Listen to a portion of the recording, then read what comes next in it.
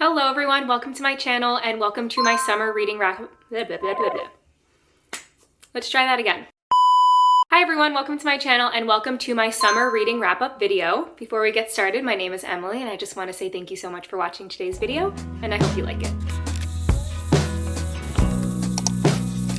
Alright, so let's just get into it. I've said this in a few videos and shorts by now, but I was in a reading slump for the second half of this summer and it was probably the worst reading slump of my life. So I started the summer out really strong with the books I was reading. I was getting through them. I go down to the beach a lot over the summer, so I was getting a lot of beach reads read. I was reading some really great books. I had some 5 stars in the first half of the summer. And then as the summer went on, probably towards the end of July was when my slump really hit and I probably DNF'd 5 or 6 books. So we're going to talk about all of the books that I did read this summer, all of the books that I enjoyed, and then I'll talk about some of the books that I DNF'd and why I DNF'd them. So essentially we're just going to talk about the past 3 months of reading. Now that it is fall though, I am feeling pretty reinvigorated for reading, so I am excited for my fall TBR. There's a lot of books that I'm excited to read this fall. There's some new releases that I'm looking forward to. So I believe we're out of the slump now, but we'll see. We'll see how things go. I did finish a book last night though, so things are looking up. All right, I'll start back towards the beginning of June with the first book I finished this summer, which was Mother of Death and Dawn by Carissa Broadbent. This is the 3rd book in the War of Lost Hearts trilogy. The first book in that trilogy is called Daughter of No Worlds, and I did talk about it in a few earlier videos from earlier this year. I really enjoyed that trilogy. This trilogy follows our female main character Tysania and our male main character Max, who live in this world that is kind of controlled by the Orders, which is essentially this magical society. And they're not really like a kingdom, but they kind of influence the kingdom where the story takes place. Essentially, Tysania escapes to this island where the Order's headquarters is, and she's trying to train to become a member of the Orders so she can go back to her home country and fight for freedom. So this is a pretty heavy story. There's a lot of heavy topics in it. There is a romance subplot, but overall, I really enjoyed this trilogy as a whole. I think the second book was my favorite, but this trilogy was really good. I've heard this said before that it kind of gives like that Throne of Glass feeling, and I do agree with that, but it is unique and it does stand on its own. That was the first book that I finished in June, and I gave that book 5 stars. Then I needed something a little bit lighter because, like I said, Mother of Death and Dawn and that trilogy was kind of heavier, so I read The Right Move by Liz Tomford, and that is part of the Windy City standalone romance series.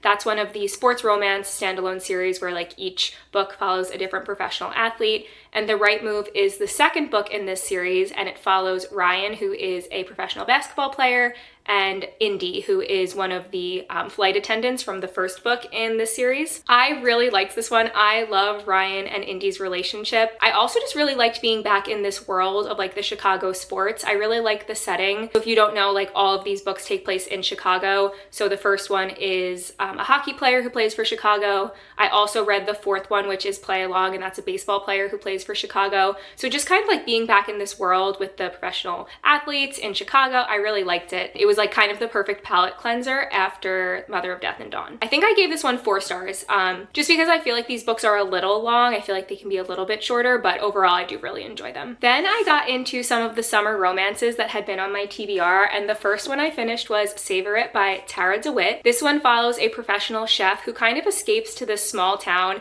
after a little bit of fallout he has in his professional career. He goes to this town to create a menu for a restaurant that's opening here, and there he meets our female main character. I forget her name though.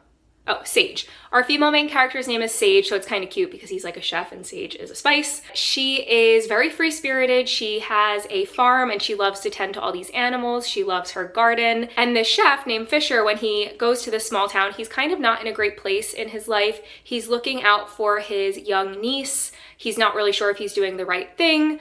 He's kind of grappling with a lot, like I said, with that professional fallout that he had and his relationship with his niece. All of these things are kind of, he's kind of struggling with. So when he meets Sage, Sage kind of helps him like cope with these things, and he helps her in his own way because she's also dealing with a few things. She went through a breakup. But this is really cute. It does take place over the summer, and the main event in this book is like a summer festival that takes place every year in this small town. So they're kind of like practicing for this festival because there's a competition that takes place. They decide that they're going to like be a team for this competition. It's just really cute, and I feel like I just really liked like the cooking aspects of this. I liked the setting. It's a small town on the Oregon coast. So this one was good. And I also do have the second one in this series. It's called Left of Forever. So I really like these two covers together. All right, so that was Savor It. And then I read probably my favorite book of the summer, which was One Golden Summer by Carly Fortune. I also bedazzled this book with some of my friends. I don't know if you can see it in this light. I did the title and the boat here with the waves. Okay, so One Golden Summer. I absolutely loved this one. This is only the second Carly Fortune book that I've read because I did read Every Summer After, and it was fine. I didn't think it was groundbreaking. I know a lot of people really liked that one, but I think it wasn't my favorite because I had just read Love and Other Words, and a lot of people compare those two.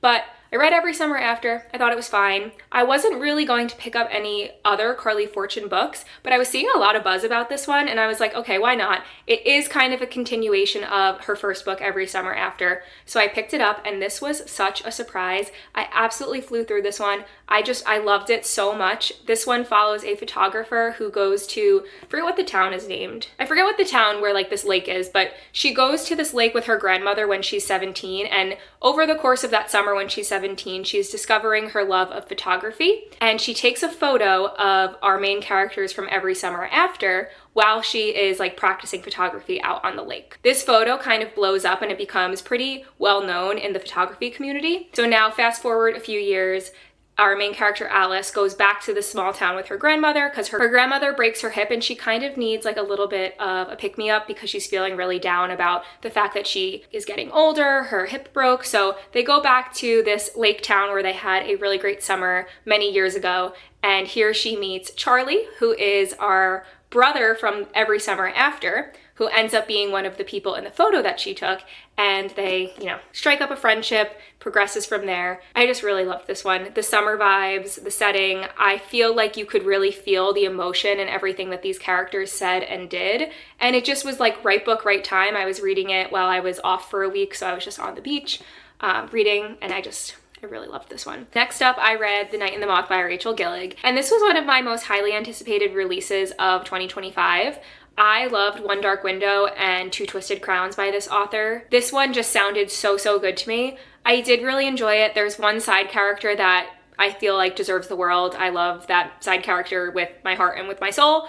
But this one wasn't quite a 5-star for me. The writing was interesting to me. I feel like it was very gothic and spooky, but also a little modern, if that makes sense. So the way that the characters spoke to each other and their actions didn't feel like it fit the time period that this book takes place in. I know it's a fantasy book, so there's really not a specific time period where it does take place, but there was just something a little disconnected between the way that the characters acted and spoke to each other and then the setting. I also feel like our male main character was a bit underdeveloped. So this was a 4-star for me. Or maybe it was a 4.5 star. Overall, I liked it. I liked the setting. I liked our side characters, and I did like our main characters.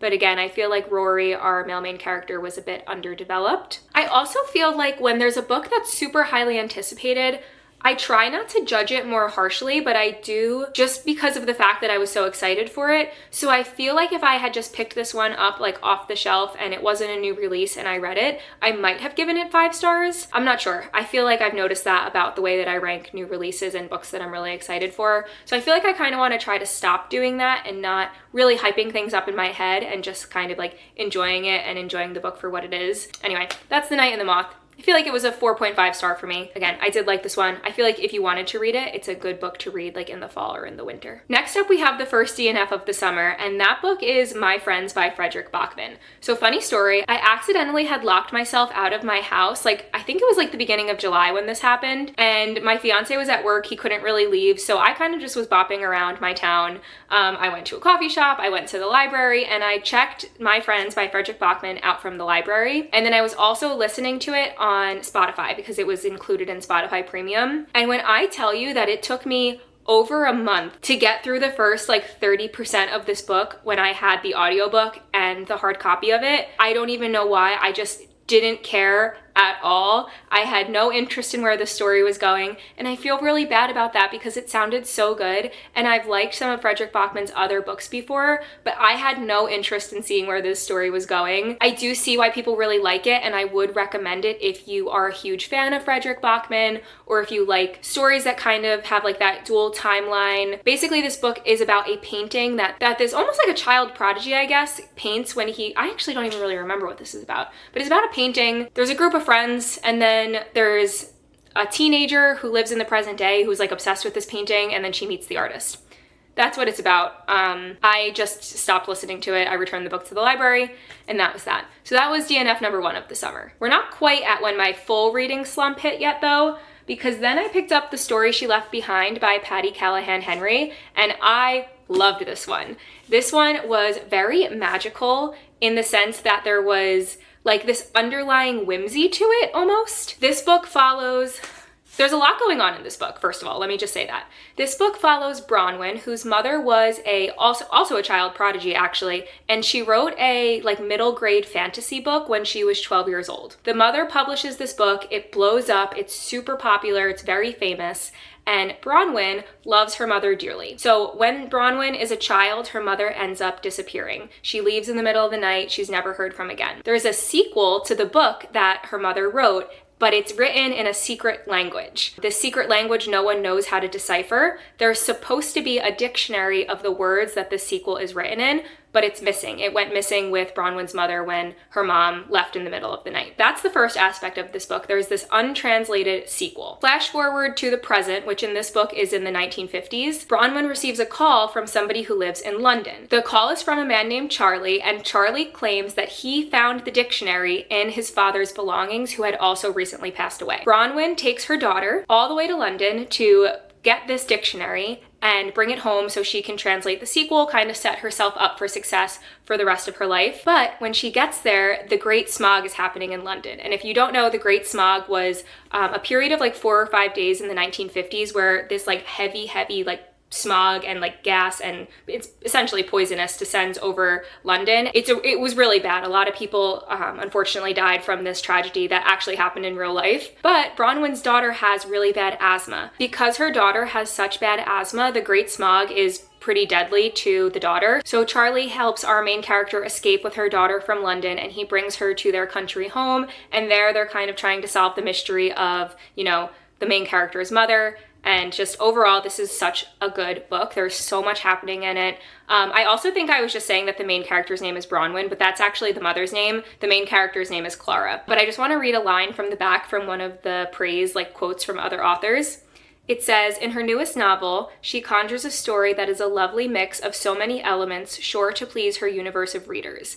A magical mosaic of adventure, suspense, romance, mystery, and even a sprinkle of make-believe. Like I said, this is just such a magical, special book. I really enjoyed this one. I flew through it because of this like mystery of the mother, and I don't know. I can't even put it into words. I don't even have words for it. Anyway, this one was really good. Highly recommend it. 5 stars. Next up, I read Summer Romance by Annabelle Monaghan. This was my first Annabelle Monaghan book, and I did like it. I don't have too much to say about this one though, because I feel like it was just like very similar to other romance books that I've read. This one takes place, I think it's in Long Island, or like the coast of Connecticut that's like kind of near Long Island. I don't know. But they live in this coastal town. The main character, her name is Allie, gets divorced and she has 3 kids, and she meets Ethan at the dog park. And it turns out Ethan, actually I think this might be a spoiler, so I'm not going to say that.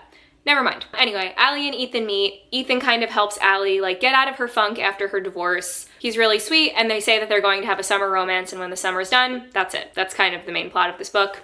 I feel like it was good. I think I gave it 3 stars. I don't have too much to say about this one. Like I said, it was just a book that I read while I was on the beach. I liked it. It took me a few weekends to read it though, actually. Like, I didn't fly through this one, but overall, I enjoyed it and it was pretty good. Then I read Problematic Summer Romance by Ali Hazelwood. So I read Summer Romance and then immediately after Problematic Summer Romance. I had read this one in a reading vlog earlier in the summer, and it's kind of funny because I, in that reading vlog, said I wanted to save books about weddings for September because I'm actually getting married this month, so I'm very excited about that. I wanted to read books that had like a wedding setting in September, so I put a different book aside because I wanted to read it closer to my wedding.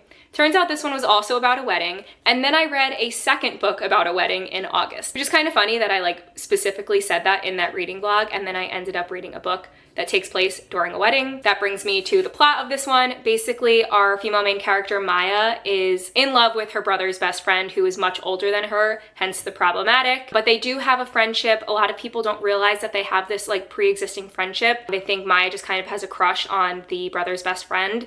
But it takes place at a wedding in Italy. I really liked the setting. I also feel like this is just like a classic Allie Hazelwood. This one feels a lot more like her first few books, like The Love Hypothesis and Love on the Brain, because I feel like some of her newer stuff is mixing it up a little bit, which is good, because I know sometimes people don't like how a lot of her books are similar, but I did really like the vibe of all of her early books, so this one kind of reminded me of those books. And I think I gave this one 4.5 stars, and I also flew through this one. I finished this one in like a day and a half. Next up, I listened to Atmosphere by Taylor Jenkins Reid, and I did listen to this mostly, but I did read the hard copy of it like interchangeably, but I ended up lending it to my mom, so I don't have the hard copy right now. But this one is about the 1980s space program, and on the front it says a love story, and not only is it a love story to space and the stars, because our female main character Joan just loves what she does, but it's also just a love story in general, and I really liked this one.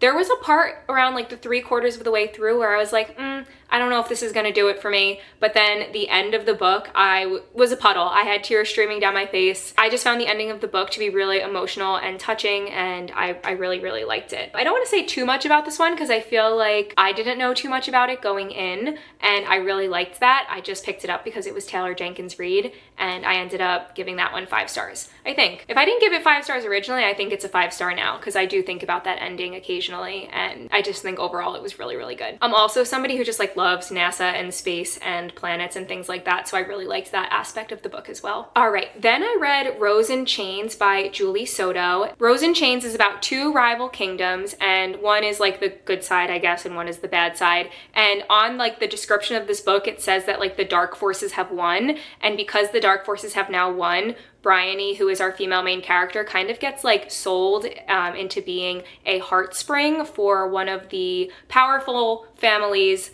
on the dark forces side of this kingdom. Basically what a heartspring is the master like takes magic from this person and uses it to make their magic much stronger, but the person whose heartspring she is, who's named Tovin, ends up being like somebody she had went to school with, and they have like some kind of tension between them. They have kind of like a rivalry. We kind of learn that Tovin isn't all that he seems. I think I gave this one 3.5 stars. If I gave it higher than that, I think it's probably a 3.5 now. I haven't thought about it too much after finishing it, but I mean, like, it was good. Wasn't great. Then I read The Paradise Problem by Christina Lauren, and this is the second book that I accidentally read with a wedding in it, because this like whole plot is basically about a wedding. Essentially, this is a fake relationship romance because the 2 main characters in this book had gotten married to get student housing when they were in grad school, and apparently they never got divorced because of some clause in their agreement. It turns out that the male main character, whose name is Liam, comes from a very wealthy and prominent family who owns like the largest grocery chain, or one of the largest grocery chains in America, and he brings his wife, who's like his fake wife, who they haven't spoken in years, to his sister's wedding to try and convince the family that they actually are married because of something to do with his inheritance. I ended up really enjoying this one. It did take me a while to get through, but it wasn't because I wasn't enjoying it. This was just around the time when my slump started to hit, so this one took me like probably a month to get through. I was reading it on the weekends when I would go down to the beach, but overall I did still really like it. Okay, so The Paradise Problem was one of only 2 books I read in August. So everything I've talked about so far besides The Paradise Problem was from earlier in the summer in June and July. The Paradise Problem I started at the beginning of August, and I didn't finish until like Labor Day weekend essentially. And then the only other book I read in August was This Woven Kingdom, and that was supposed to be the book that I wanted to get me out of my reading slump. Unfortunately, I don't think it got me out of my reading slump, but I did finish it, which was progress, because I hadn't finished a book like pretty much all month long. This Woven Kingdom is very like almost like a Cinderella retelling, a classic fairy tale, but it is inspired by Persian mythology. I did enjoy it, but like I said, it didn't get me out of my reading slump. I wasn't really thinking about it when I wasn't reading it. No fault of the book. It's literally, I was the problem there. It's me. I was the problem. It wasn't the book. I think I gave it 3.5 stars, probably rounded up to 4 because it was like one of the first books that I had finished, which was good for that because there's 4 other books that I DNF'd in August, which I'll talk about in a minute. Only read 2 books in August. One was The Paradise Problem, but it took me all month to read it. And then This Woven Kingdom was the second book. And I did finish that one. But again, it didn't really get me out of that slump. Now I want to talk about the books that I DNF'd in August and why I DNF'd them and if I'll go back to them or not. So I had started Servant of Earth by Sarah Hawley, and this one was actually a birthday gift from one of my friends, which was so nice because this is one of the ones that was on my TBR for the summer. And I ended up getting to page 22, and that's page 260. So I got more than halfway through this, but I just feel like I wasn't really in the mood for this type of book. This is a fantasy romance book. It kind of has like the fae in it, who are kind of like the classic trickstery type fairies, kind of very reminiscent of The Cruel Prince. So I had started this one. I liked where it was going. I liked the setting. I also liked our female main character. I feel like she was pretty spunky, but I just wasn't really in the mood for this type of book, and I feel like I didn't want to force it. So I ended up putting this one aside. My bookmark's still in it though. I do feel like I will end up picking this one up again and maybe like skimming the beginning so it kind of refreshes my memory of what happened and going back to this one. But if you liked The Cruel Prince and you're looking for something with a similar type of fairy and a similar type of vibe, this one definitely is like giving that similarity if you're craving for a book that's similar to that. Next up I read, or I tried to read, Caught Up by Liz Tomford, which is another book in the Windy City series, which I had spoken about earlier when I was talking about The Right Move. And this is another book when I can tell you nothing would make me care about these 2 main characters. Nothing. I think I got like 70% of the way through, which is so close to the end, and I just was like, I don't really care if they end up together. And I feel really bad about that because I like the other books in the series. But as I mentioned with The Right Move, I think some of these books are just a little too long for me. This is a single dad romance. The male main character is a baseball player, and our female main character is he's not the head coach, but he's like the field manager. So the female main character is the field manager's daughter who is like staying in Chicago for the summer while she's on a break from her career as a professional chef. The only reason why I hung in so long was for the son. His name was Max, and I thought he was kind of cute, but yeah, I just really didn't like this one. I will read the last book in this series, which is Rewind It Back, but don't need to finish this one. I feel really bad. I don't know what it was, but I just really wasn't enjoying this one. I also started Silver Cloak by L.K. Stephen, and this is a fantasy release from this year. I feel like this one was another book where it just wasn't the right time for me to read it. I wasn't in the mood for a fantasy because I really was hooked from like the beginning of this one, but I just wasn't gravitating towards it and picking it up. This one is in a world where the magic system is fueled by pleasure and pain, and it just seems really unique, and it's kind of like a brutal world. So the whimsical writing with the juxtaposed with like the world that this takes place in was just like very interesting to me, and I was really liking it. So this is one that I will pick up eventually, but I just didn't want to force it, and I'll come back to it in a few weeks probably. And the last book I DNF'd for the month of August was These Infinite Threads, which is actually the second book after This Woven Kingdom. I thought maybe because I had finished This Woven Kingdom and I was like, oh, I finished a book finally, maybe I'm out of my slump, that I would be ready to read the second book in this series, and I really just wasn't. I think I read like 14 pages of it and I was like, all right, I'm not going to force this either. I'm not really in the mood for the sequel right now, and I just put it aside. I did end up starting another book over Labor Day weekend, which was technically August, but I finished it in September, so I'm going to count that in like my September wrap up or my fall wrap up, depending on when I end up doing that wrap up video. I loved that one. I'm feeling very reinvigorated for reading. I think I'm finally out of this slump. I'm ready for fall reading, but overall, I started summer 2025 so strong. I was reading really great books. Definitely One Golden Summer was my favorite of the summer. And then unfortunately I fell into that slump in August. I feel like I wasn't the only one though. I feel like there was definitely something in the air, and a lot of the book girls and book guys were feeling that slump. But overall, it was a good reading summer because I started out strong and it did trickle off towards the end. That is it for today's video. Thank you so much for watching. I hope you enjoyed it. If you did, please do all those classic YouTube things like, comment, and subscribe. Let me know in the comments what you read over the summer. Let me know what your favorite book of the summer was. Let me know all the things. Again, I hope you enjoyed today's video, and I'll see you in the next one. Bye.